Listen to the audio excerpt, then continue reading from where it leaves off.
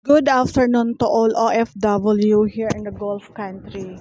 Sa lahat po ng mga skilled worker na gustong lumipat sa kanilang bagong company or gusto nilang ma-transfer, ugaliin pong puntahan ang company na inyong lilipatan at makipag-usap sa mga tao na in charge sa company. At kung kaya ninyong kausapin mismo ang employer. Alamin ang lahat ng mga regulasyon at patakaran at ang oras at pasahod na gusto nilang ibigay sa inyo. Dahil based on my own experience sa lahat ng mga kaibigan at mga OFW yung nakakausap ko, ay nagkakaroon po sila ng problema doon sa auto transfer sa kanilang mga amo dahil hindi sumusunod sa pasahod at oras.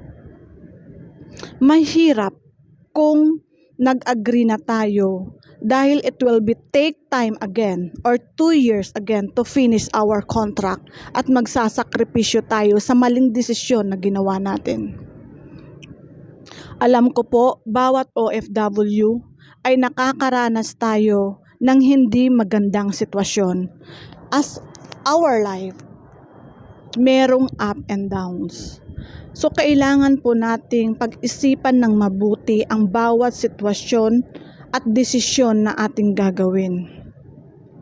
Lahat po tayo ay humahangad ng malaking pasahod at magandang sitwasyon. Kaso minsan, kahit ano man gawin natin, ay hindi tayo nakakaroon ng magandang sitwasyon. Minsan, good for us na mag-transfer, minsan hindi. So, kaya sinasabi ko po sa inyo, sa bawat hakbang, isipin at pag-isipan. Dahil kung nag-agree na po tayo, there is no way to escape and to refuse kung nag-agree na tayo sa mga kontrata.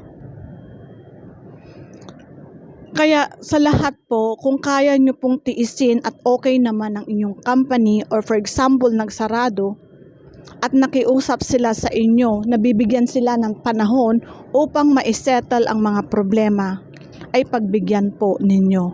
Huwag basta-basta magpainganyo sa mga sinasabi ng ibang tao because at the end of the day, ikaw ang magdesisyon at ikaw ang magsasakripisyo sa tama or maling hakbang na gagawin natin.